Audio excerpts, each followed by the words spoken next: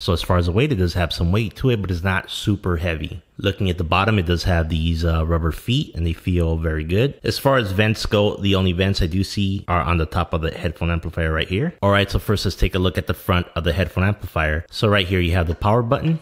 It doesn't seem very luxurious, but I think it'll do the job. You do have a balanced Xlr connection if you have balanced headphones.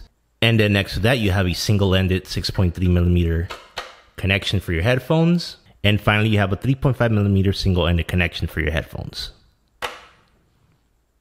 Then you have this knob here for the gain setting, and it does seem to work pretty well. And then you have a large volume control right here. It's not the most elegant thing, but it turns pretty well. Finally, at the end here, you have an input selector. You can switch between Xlr input and single-ended Rca inputs. Again, this button doesn't seem super well built, but it's gonna do the job. Let's flip it over to the back.